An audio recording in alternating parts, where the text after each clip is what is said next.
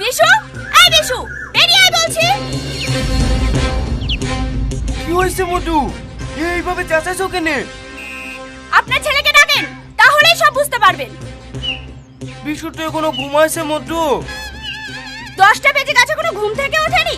তাড়াতাড়ি ডাকেন, আমি যদি ঘরে যাই না সারা জীবনের মতন ঘুম পাড়িয়ে দেব। ঠিক আছে ঠিক আছে, আমি ডাকছি।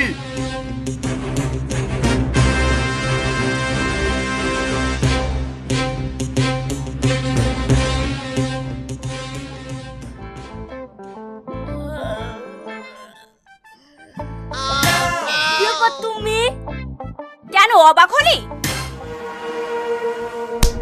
ও গো মেয়েটা, আমার ছেলেকে মারছো কেন? ছেড়ে দাও। এই তোর আব্বাকে বল আমি কিসের জন্য মারছি।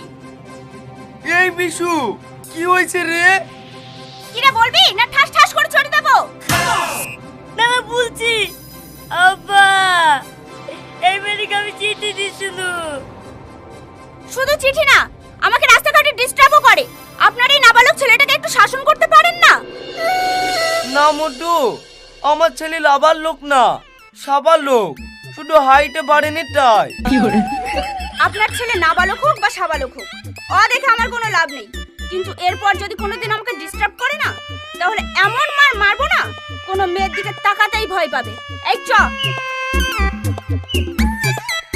এই বিশু, চিঠি কেন প্রেম করতে গেছিলি?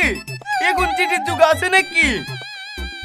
আব্বা, আমি কত মেয়েকে প্রপোজ করেছি, কেউ আমাকে ভালোবাসে না, সবাই আমাকে চটপট করে মারে।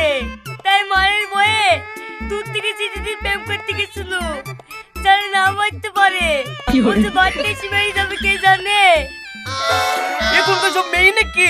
বিশুটা থাক, তোকে আর প্রেম টেম করতে হবে না, ভালো একটা মেয়ে দেখে তোর বিয়ে দিয়ে দেবো। না আব্বা, আমি বিয়ে করবো না, প্রেম করবো।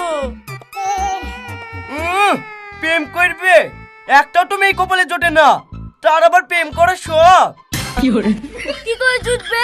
তুমি একটা গাড়ি কিনতেছো, আমার বন্ধুর একটা কেটিএম গাড়ি আছে, ওর পেছনে মেয়ের গাড়া করে। আর আমার একটা সাইকেল আছে, তার আবার মাঠ গাড়ি নাই। এদিকে প্রেম হয়? শিগগির আমাকে একটা গাড়ি কিন দাও। গাড়ি কিনবে? গাড়িতে হাত পাবি তো? আর আমার কাছে অত টাকাও নাই যে তোকে গাড়ি কিনে দেবো। ঠিক আছে, তুমি গাড়ি কিনতে পারো তো? কিন্তু কই মরতে কেন? মা, দোয়া করো, এবার তো আমি মরতে পারি। এর মধ্যে যাসনি, ঘুরে মতো ঘুরিয়ে